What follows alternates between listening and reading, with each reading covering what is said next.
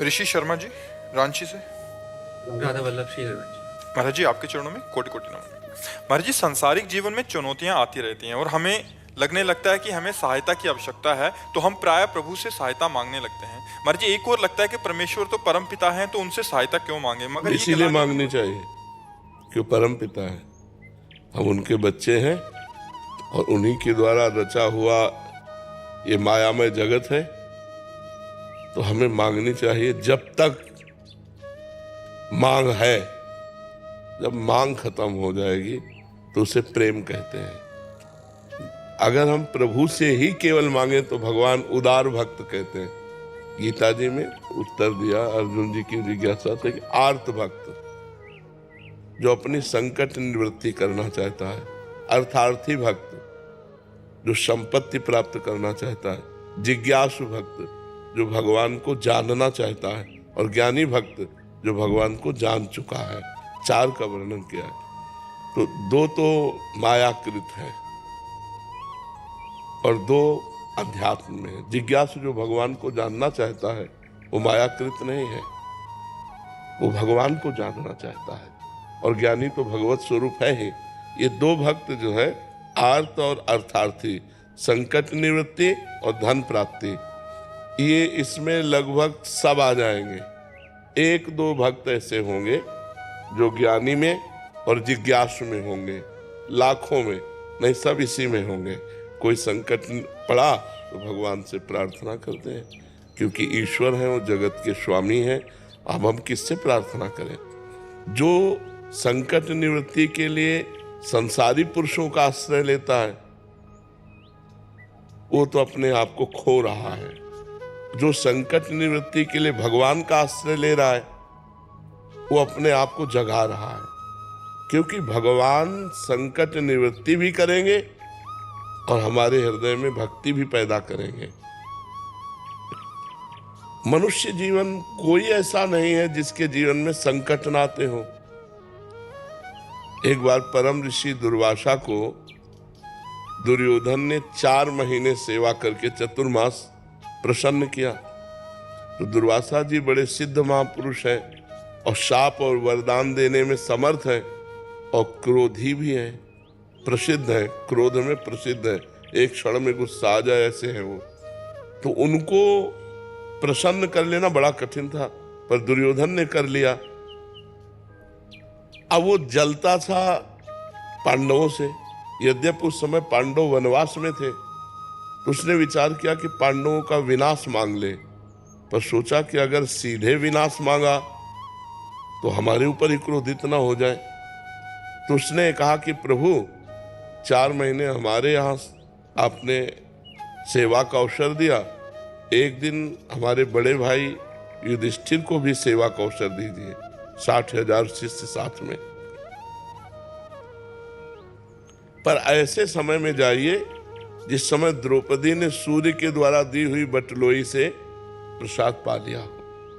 जब युधिष्ठिर जी के पास बहुत से ब्रह्म ऋषि भी वनवास में साथ गए, तो उनको बड़ा लगा कि राज परिवार से भोजन इन सब ब्रह्म ऋषियों का हो जाता था, अब कैसे होगा? तो उनको विचार आया कि संपूर्ण जगत को प्रकाश देने वाले भगवान सूर्य ही हमें रास्ता दिखाएंगे। तो भगवान सूर्य की आराधना की। तो भगवान सूर्य ने एक बटलोई दी थी और उस बटलोई का प्रभाव था, जब तक द्रौपदी जी पा नहीं लेंगी तब तक चाहे करोड़ों अरबों लोग आ जाए, उसी से सारा भंडारा हो जाएगा। उसी से सब्जी, उसी से खीर, उसी से पूड़ी, जो जो चाहो, जो संकल्प करोगे वो बटलोई दे देगी। तो अगर बटलोई में द्रौपदी ना पाए और फिर इसी आ जाए 60,000 सहित, तब तो पा लेंगे। तो दुर्योधन ने शर्त रख दी कि जब द्रौपदी बटलोई में पा ले, धो के रख दे, तब आप पहुंचिए और हमारे भाई का सेवा स्वीकार कीजिए। उसने बड़ी गणित लगाई थी कि जब जाएंगे तो आखिरकार निमंत्रण देना ही पड़ेगा। ऋषि आए हैं कि आओ महाराज पाओ। अब 60,000 के लिए तुरंत तो कंदमूल फल भी नहीं हो सकता, वो खवा पाएंगे नहीं, ये साप दे देंगे, वो नष्ट हो जाएंगे।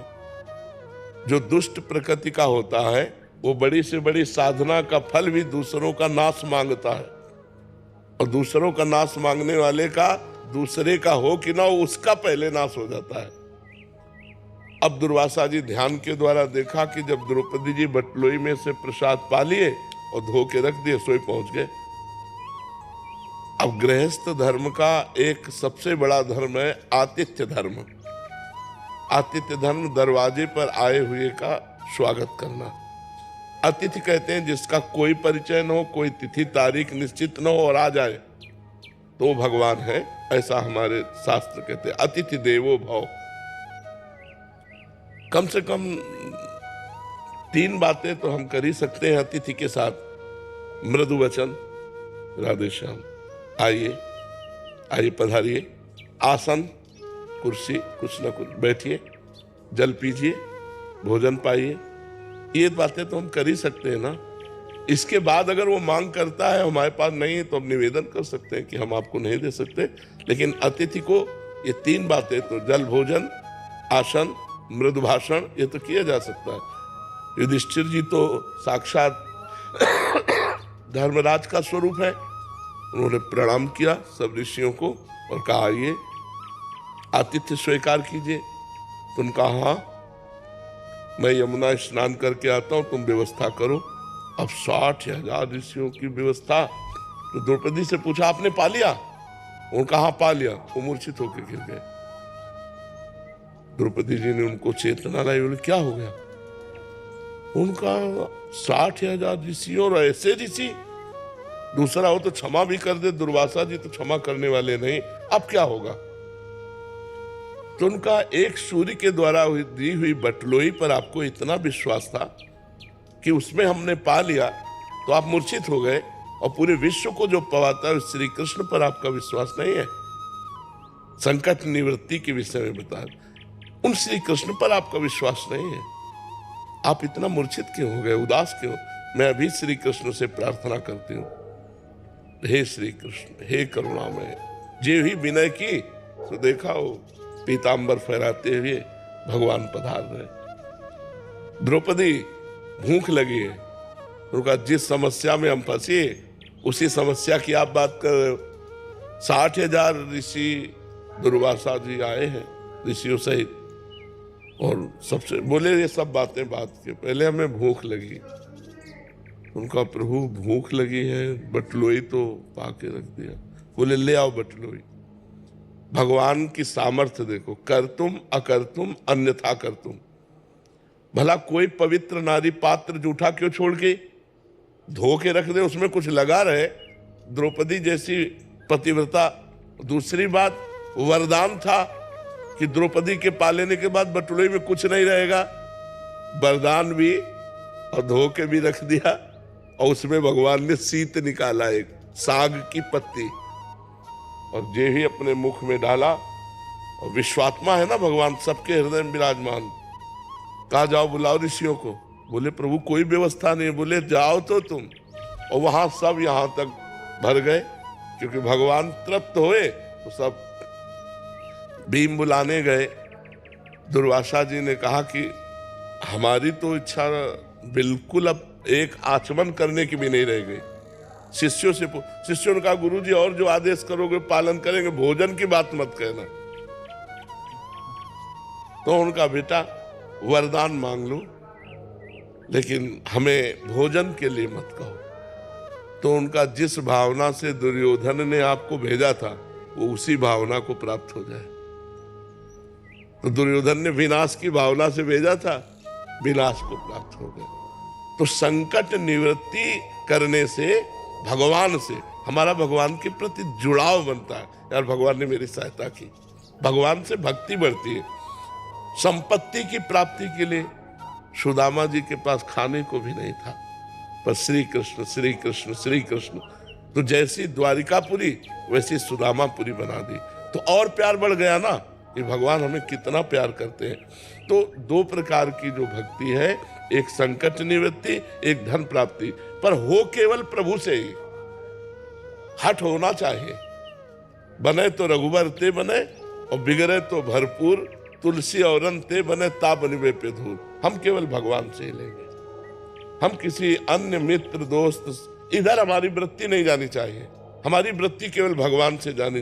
अब वो क्या रूप लेके आते हैं, मित्र का रूप लेके आते हैं कि किसी धनी मानी का रूप लेके आते हैं, किसी घटना का रूप लेके आते हैं, या क्या रूप लेके आते हैं, देना उनको है, उनके बिल्कुल उनके अधीन हो जाओ। सच्ची आपसे कहते हैं, वो ऐसे निहाल कर देंगे कि आपको धन भी मिलेगा, संकट भी निवृत्ति होगी और आपका कल्याण भी हो जाएगा, भगवान की भी प्राप्ति हो जाएगी।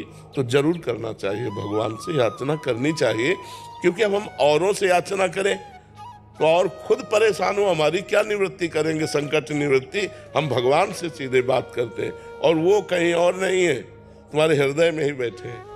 अंदर ही अंदर प्रार्थना करो, वो सुन रहे हैं, और बार बार प्रार्थना करो जब तक पूरी ना हो जाए, और नाम जप करते रहो, अनुष्ठान करो, भगवान जरूर पूरी करेंगे। करना चाहिए, भगवान से ही मांगना चाहिए।